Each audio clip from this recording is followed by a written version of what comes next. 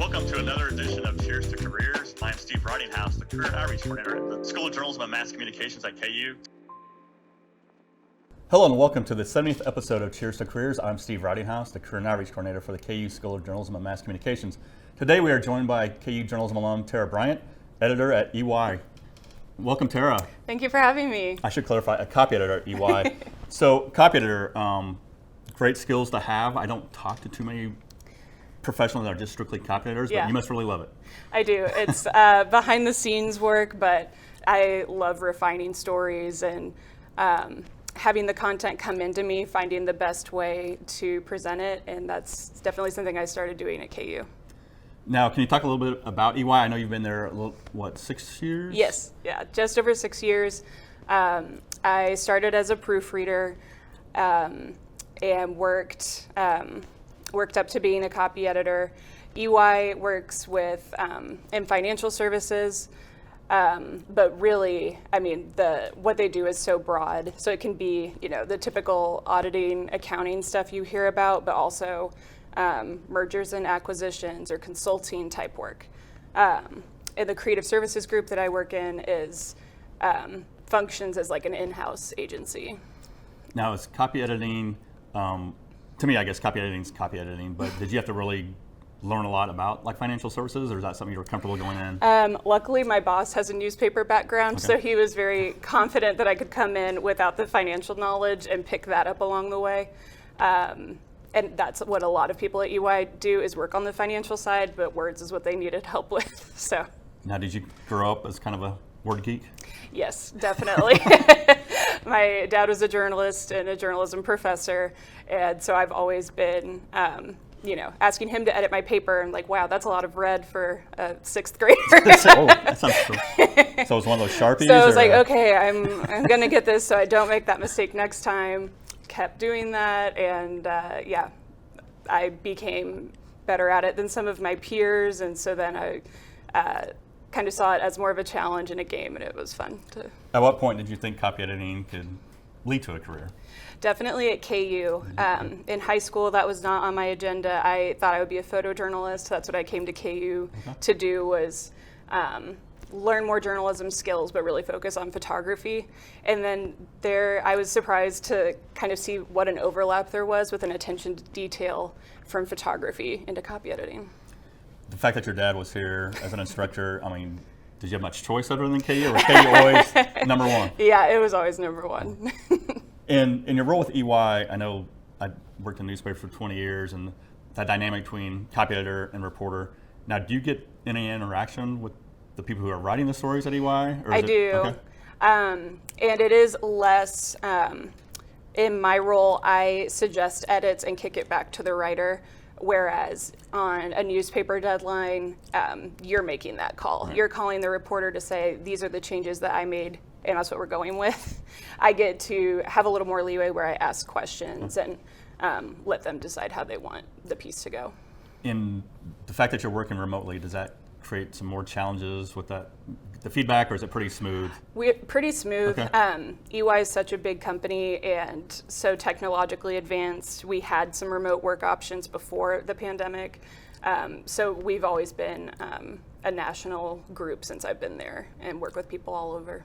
And when you first started at EY, I think I saw on your LinkedIn profile, you were a proofreader. Mm-hmm. So proofreading, copy editing, those are pretty similar, right? They are. Not a whole lot changed. Yeah. Was that a pretty smooth transition when you went from proofreader to copy editor? Yeah. Okay. I had the copy editing background at a newspaper, but to get in the door at EY, I started as a proofreader, which was the way that they view it is more of those final catches on the page.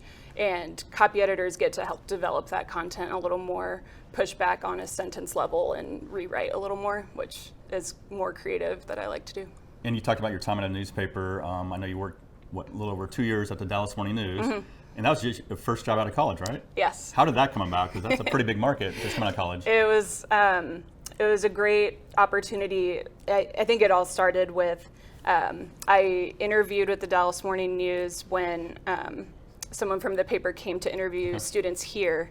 First year I did not get the internship, but I got a Dow Jones News Fund internship that looked really good on paper the next year when I interviewed with him again. Okay. And so in fall before I graduated, lined up that internship, so I knew I was going to Dallas by I think December before I graduated. And can you talk a little bit about the importance of internships? I know that's something we really try to promote here at the So J School. important, yeah. It's just such a great opportunity to try new things. Getting to meet people, talk to them about why they're in journalism, why why they want to stay in it. A lot of people want to stay in it more than that can. And yeah, just, be a sponge in those internships and learn as much as you can. And what was the daily Kansan experience like? I know on your LinkedIn best. you had I think, multiple editor roles. Yeah. I think your last one might have been multimedia editor. So were you always trying to take on new challenges, or what was kind of your plan with the UDK? Yeah, so I started as a photographer, moved up to another photographer role that was paid. And then I think I had started doing the editing classes at that point, and an editor fell through who was supposed to be the news editor that fall. So they asked me, could you step in and be the news editor, which I was not, had never intended to do, but had so much fun working with the reporters. And as I did more copy editing, then I wanted to be a copy chief. I even did design part of one semester, and the last big role I had was the multimedia editor, where I got to organize the photo assignments for all the photographers. Any horror stories between that editor-reporter dynamic, or were you pretty much, hey, this is the way it's going to be, or did you always want some feedback? Or I had a really great associate editor with me. We were really collaborative. No horror stories, and I'm probably still friends with all those people. That's good. That's good. And I noticed also you earned a graduate certificate in book publishing. I did, yeah. So are you an author, or? No, I wanted to explore publishing in the book publishing sense, and got the opportunity to. EY really encourages people to learn more, and I asked my boss, I said, this is a 1-month program in Denver. I'd like to save up all of my vacation time to take off 4 weeks to go do this, and I got to do that. So is there a plan with that certificate, or what's kind of your long-term? It was to get more information about it, and then ultimately decided I like where I'm at EY, but got to learn a lot about that industry and meet people involved. And I see you also studied abroad during your time at KU, yeah. Ghana. Mm-hmm. What was that experience like? It was so exciting. I found out about the NYU journalism study abroad program in Ghana, and I've had the opportunity to go to Europe before college, and knew that I wanted to study abroad somewhere else because I felt like Europe was very approachable, and what kind of environment could I drop into that I would not have the opportunity to on my own? And that's what enticed me to that program, and to do some reporting. And you did that program while you were still a KU student? Okay. Do you stay in touch with anybody that you worked with over there? I would think that'd be kind of a bonding experience. It was, yeah. One of my friends, there's people based in LA and Phoenix now. Most of them are still doing journalism, and yeah. And what advice do you have to students? I know we're about a month away from commencement. Yeah. Anybody that wants to pursue copy editing, what advice would you have to soon-to-be copy editors? I would definitely say start with the Kansan. The Kansan's such a great place to try a bunch of different areas. And then, pursuing those internship opportunities too. Companies are not looking for someone who's perfect at this, who's the best at this. It's someone who's going to blend in and be excited to learn and grow.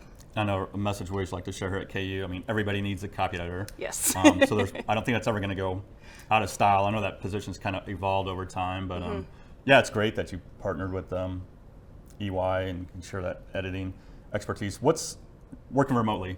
Is that hard to stay focused working remotely, or have you got it down to science now? It can be. It definitely can be. EY has a pretty flexible environment, so I'm grateful for that. I can log off for an hour and run errands, take a lunch break.